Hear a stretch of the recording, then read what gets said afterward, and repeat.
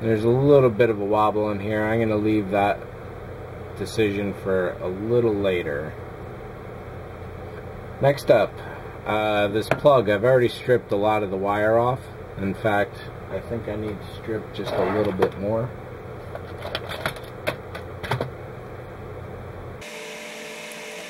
So this guy, trying to figure out where to put this. I didn't want it just coming out the bottom, so I decided to put it through the wood itself. I started off with a finer drill bit size than this one here, maybe a 32nd of an inch, 16th of an inch, 1/8 of an inch, probably an 1/8 of an inch. Drilled that as the starter hole, made sure it lined up with the tube. Then I went in with a bigger bore that happens to fit this plug exactly. So that's how this is going to sit, nice and flush. There's a little bit of a curve at the top. I'm okay with that. And next up, we got to figure out where this plug is going to go. Now the ship has a bunch of plug hanging out of it, so I want to be able to tuck that into the stand, which means it's probably going to come to right about down there, which means that this guy will need to be able to raise out of here completely, so that if I want to unplug it, I can. So it would have to come out at least that far, which means I can cut this wire right about there and connect that to the black right here. So these two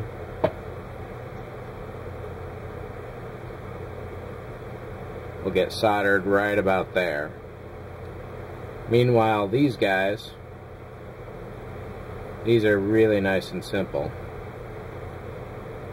That one goes here. This one goes there, just like that. They get tucked in. We have a working switch. That's all it takes. Positive or negative from the power to the switch, and then that same positive or negative to the object, with your other color, your other polarity, going straight to the object that you're lighting up. So I can cut this down here. I can cut that down to right about there. This guy is kind of okay where it's at. However, I do want to pull a little more off the end. This one's okay right there. Let's turn the soldering iron on. And let's get the camera back in aiming area.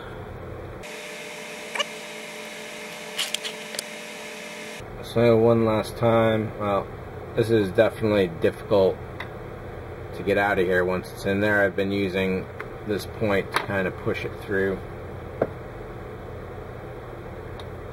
It is difficult though. Don't break it. Don't hurt yourself doing it. Always be careful.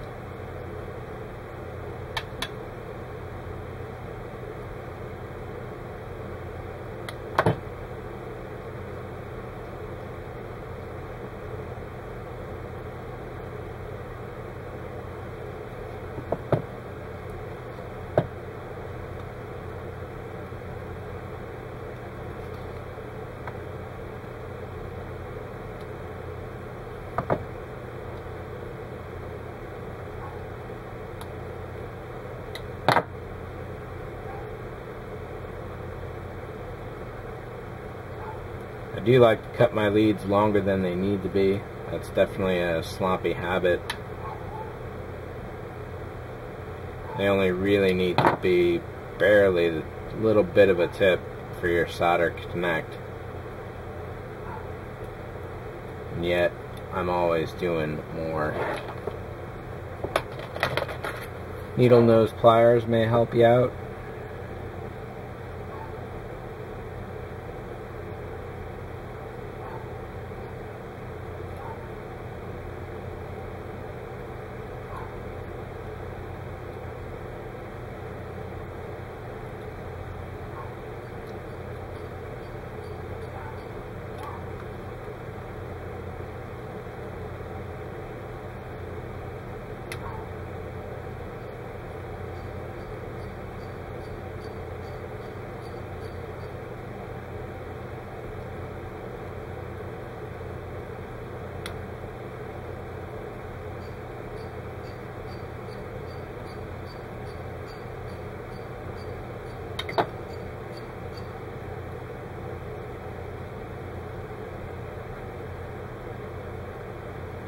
We'll tuck that underneath the switch so that way it's not going to be at surface level.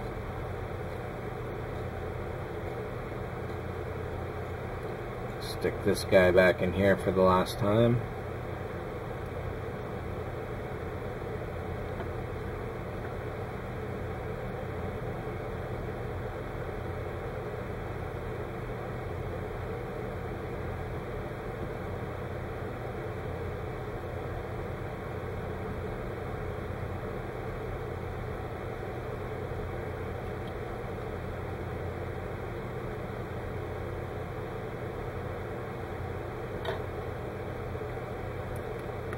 And of course, before soldering any of this, we want to give it a full system test.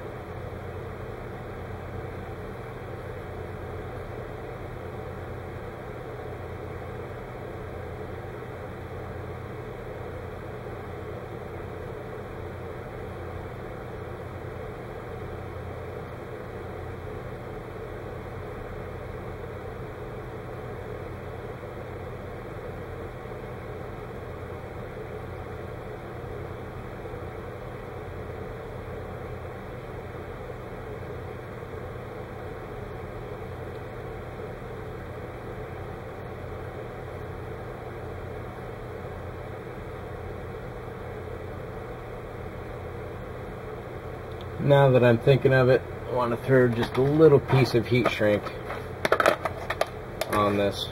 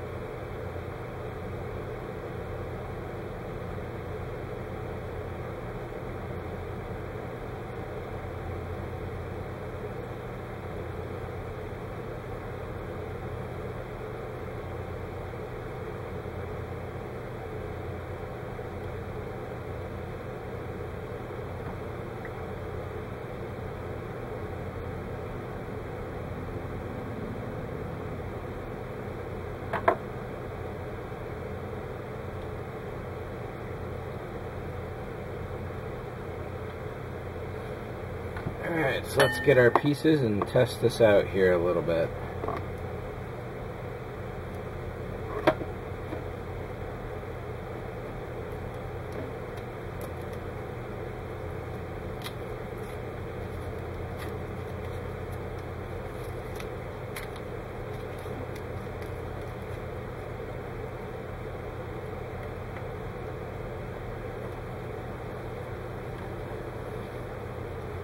And we'll get the power supply.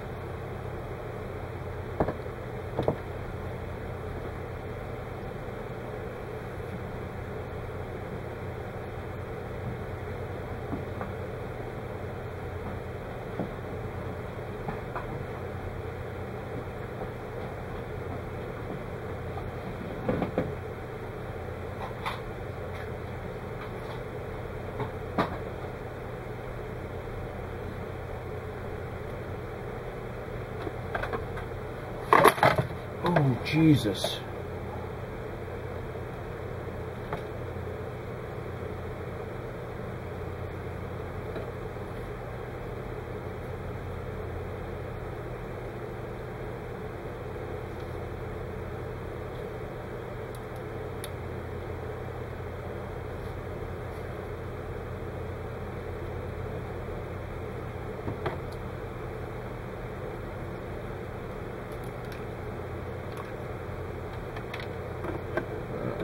Plug the power supply in.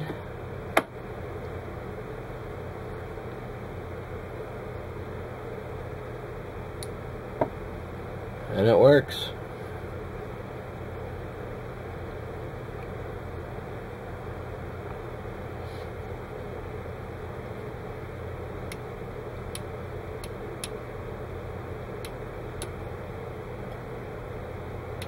Excellent. So we'll take that out of there. So you can make sure that this is at a good place. So I'm going to glue that in there. Unplug you, get you out of danger. Unplug you.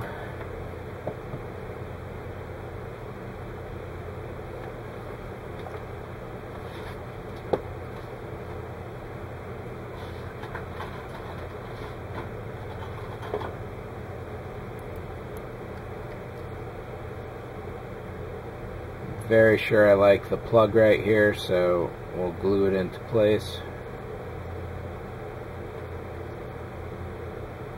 See how that does.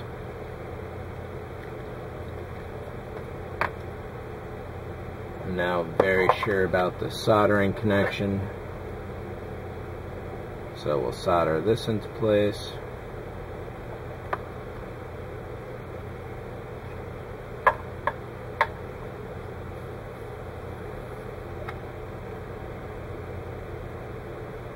Tin up our iron first.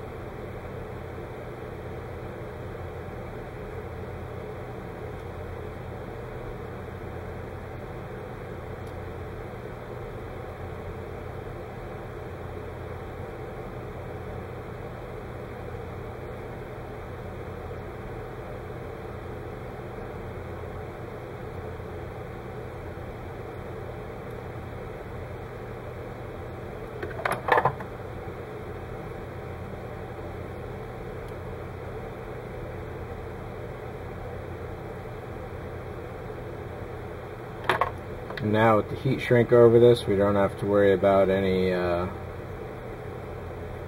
cross-circuiting, shorting out, or any other issues.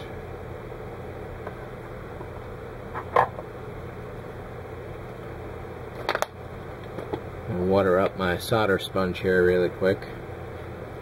A good trick I found is take the dry sponge, squeeze it up, put it at the end of your bottle, and then let it expand, and that actually draws the water into the sponge. Or at least it helps a little bit.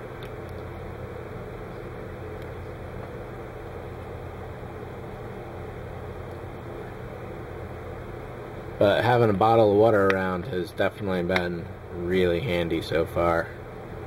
And I highly recommend it, but be freaking careful, because these are your electronics we're talking about here, and you could quickly have a very bad situation on your hands if you get a little careless. Alright, so let's get the switch soldered up here.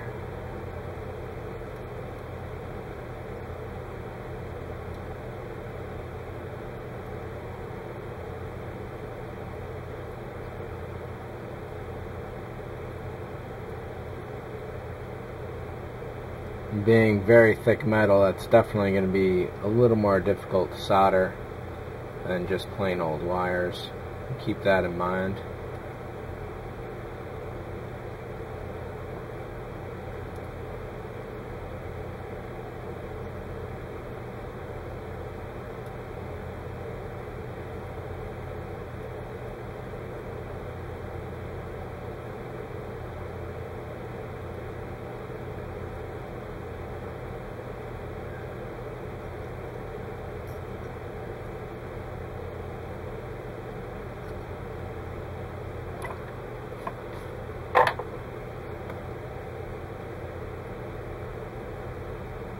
Alright, so those are good connections.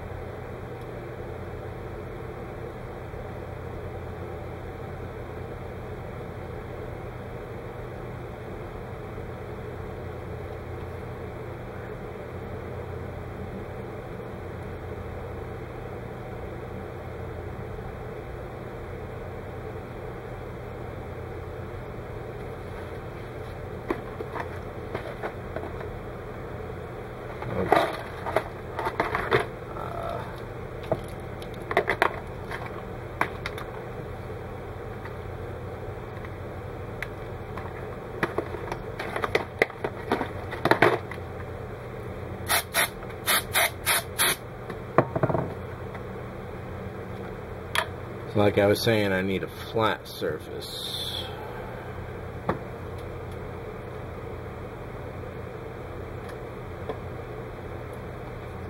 Why not use this one right here?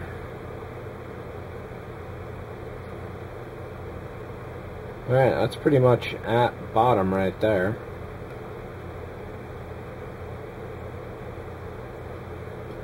Which means I'm happy with it.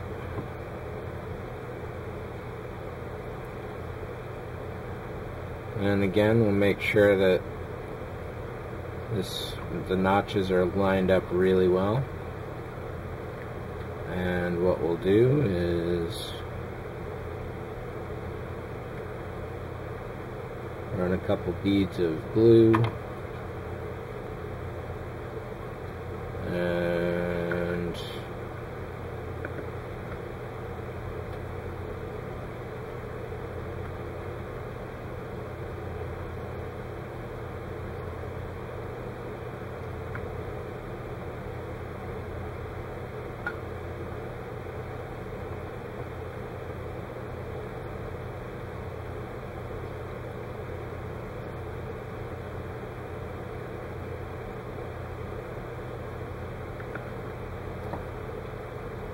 let's give this a test.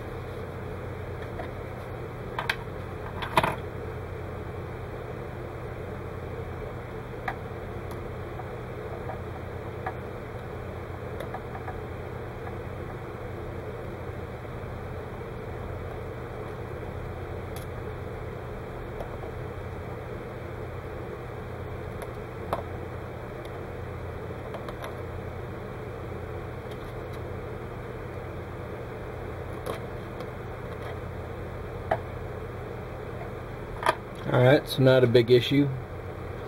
Turns out there was a dot of glue holding the wire against the brass tube inside. Very fortunate that it wasn't anything more severe. Alright, so now we got this hooked up.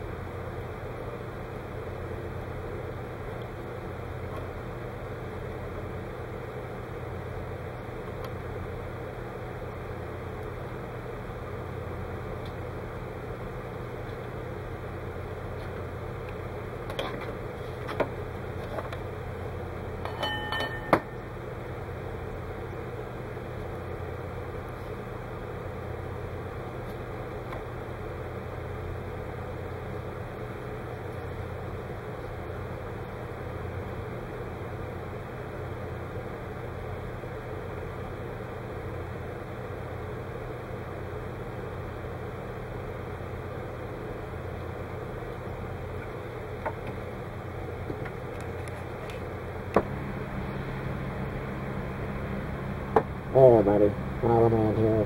And I'm just throwing a gloss coat on the Bare Glow Enterprise before I put the decals down. I was just going to do the top, spray that. I've already sprayed the saucer a few times, so I was hitting the main body. I was just going to spray the top so I could rest it on the bottom, and then before I knew it, I had sprayed the bottom as well. So I'm going to be sitting here for the next, probably hour or two, holding this thing in midair. Catch up with you soon. So I sat here for a good 10 or 20 minutes holding the Enterprise by the saucer before I realized I could stand it up like that. I went away for a little bit. It's probably about an hour and a half, 2 hours later now maybe. And sitting down here thinking about what's going to be done with the stand, I realized, I could have put this on the stand the whole time and had it just sitting there like that. So, well, actually the bottom was wet, so maybe I couldn't have handled it perfectly enough. So just as it's about 2 hours in, I'm going to risk lightly holding it probably somewhere back here so any damage to the finish is minimal. Actually, what I might even do is simply,